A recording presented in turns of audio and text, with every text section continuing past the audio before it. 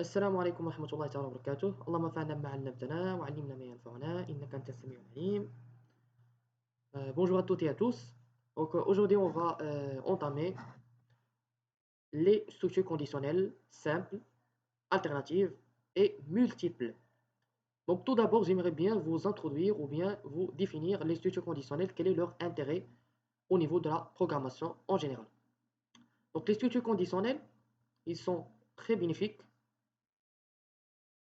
et ils ont plusieurs rôles. Donc le premier rôle, par exemple, c'est de tester de telles expressions, effectuer des tests sur des expressions, évaluer des tests. Donc c'est ça l'objectif principal des structures conditionnelles.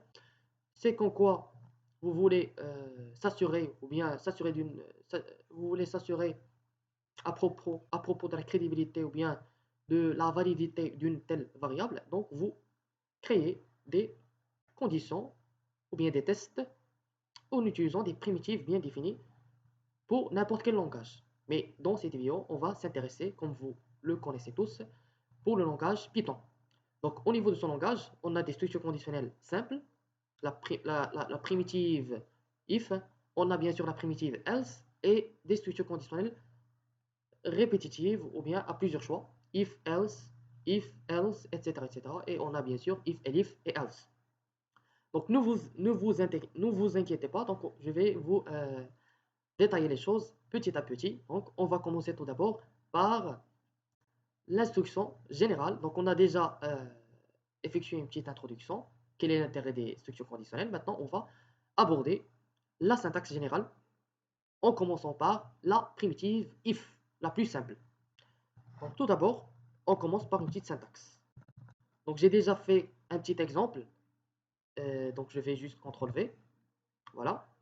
On a tout d'abord une variable nommée n qui reçoit int entre parenthèses input donné un entier positif.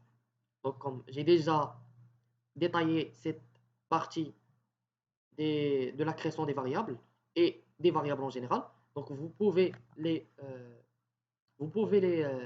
visiter.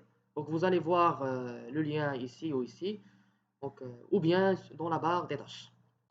Ici, donc, la syntaxe générale, vous mettez le if. Donc, je vais supprimer ce bloc-là. Ici, j'ai créé une variable de type entier en utilisant la fonction de conversion int et ici la fonction input dans laquelle je vais afficher un message pour l'utilisateur. Ici, on commence tout d'abord par le mot-clé if. C'est un mot-clé réservé en Python qui signifie si, il a. Ici, la variable n, j'évalue ma variable n. Donc, si n est supérieur ou égal à 0, j'affiche, donc je mets deux points d'abord. Je retourne à la ligne, une annotation, et puis j'utilise la fonction print, la fonction sortie, pour afficher cette chaîne de caractères. Ce nombre est positif. Donc voilà la syntaxe générale. Vous mettez le mot-clé if, l'expression ici, expression 1 par exemple. Ici, le deux points est réservé, il est fondamental, il est indispensable. Et puis, vous retournez à la ligne et vous mettez une indentation ou bien une tabulation et vous mettez vous implémentez, ou bien vous définissez votre bloc d'instruction. Voilà, maintenant le else, je ne vais pas parler de else. Donc c'est ça en gros la syntaxe générale de if. C'est ça en gros la condition simple. Maintenant là, on passe à la primitive complémentaire de if, c'est la primitive else. Tout d'abord, si la condition avant que je passe à la condition complémentaire else, si la condition de if elle est vérifiée, donc le bloc d'instruction, ce print, il va être affiché. Sinon, le bloc d'instruction il est faux, cette primitive elle va être ignorée par l'interpréteur Python. Autrement dit, l'interpréteur il ne va pas prendre ce bloc-là en considération, il ne va pas l'afficher sur écran. Donc, pour simplifier les choses, ou bien pour concrétiser la compréhension, nous allons interpréter ce résultat, ou bien ce petit code. Donc, clic droit, run test. Ou bien vous pouvez utiliser la contraction, contrôle, je ne me rappelle plus. Donnez un entier positif, vous mettez par exemple 5, qu'est-ce qu'il va afficher? 5 et les support égal à 0, effectivement. Voilà, son nombre est positif. Supposons maintenant, nous allons réexécuter. Donc, vous mettez CTRL maj F10 ou bien CTRL ou bien clic droit et run test. Donc, test, c'est notre fichier, extensible par .py. Donner un entier positif. Par exemple, je donne un entier négatif dans ce cas. Et dans ce cas, moins 6, il n'est pas supposé à 0. Il est strictement plus petit que 0. Et donc, il ne va pas prendre en considération. Il ne va pas, autrement dit, accéder à son bloc d'instruction. Donc, il ne va rien afficher. Et je mets un entrée.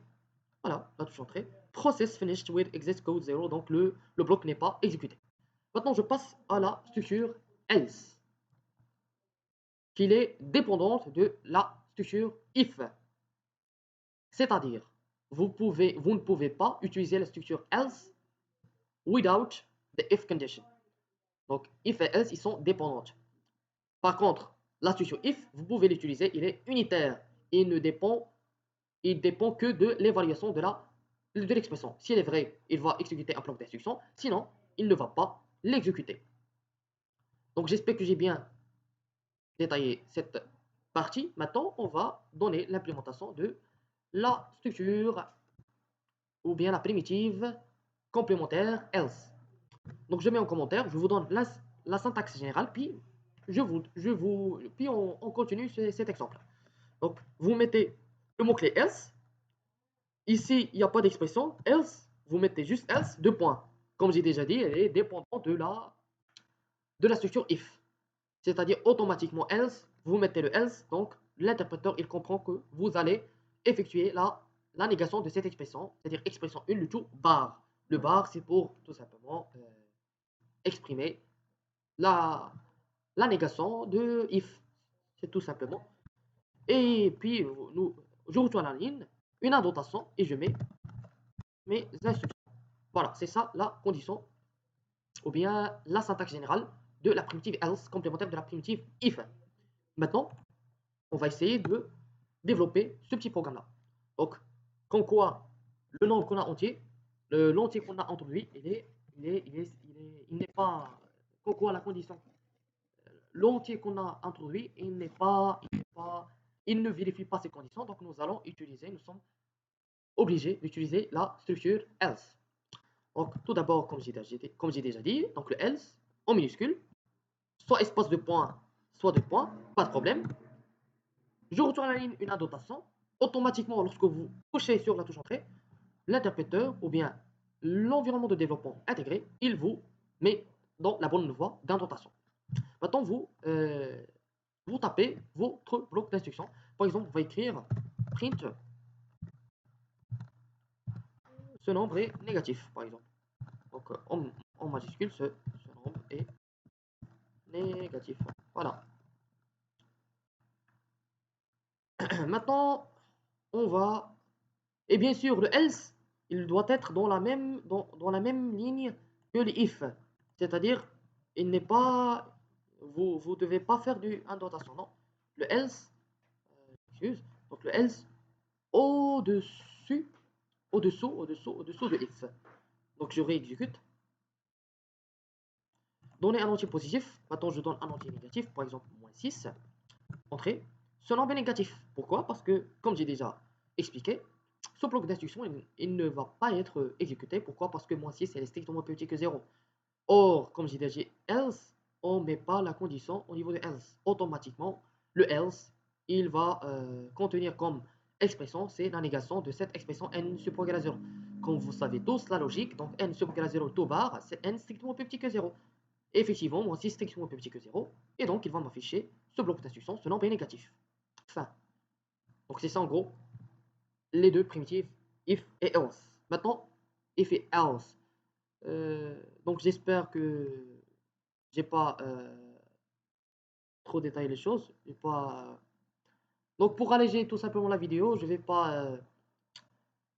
pas entamer ou bien aborder les structures conditionnelles multiples, mais prochainement, Inch'Allah, on va les entamer pour alléger un peu la vidéo.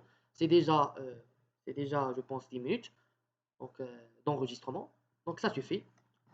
Prochainement, Inch'Allah, on va continuer le reste. Donc, si vous en avez des suggestions, bien des questions, bien des ambiguïtés, vous pouvez les expliciter au-dessous dans la barre des tâches. Et merci pour votre support. Assalamu alaikum wa rahmatullahi ta'ala wa barakatuh. Salam.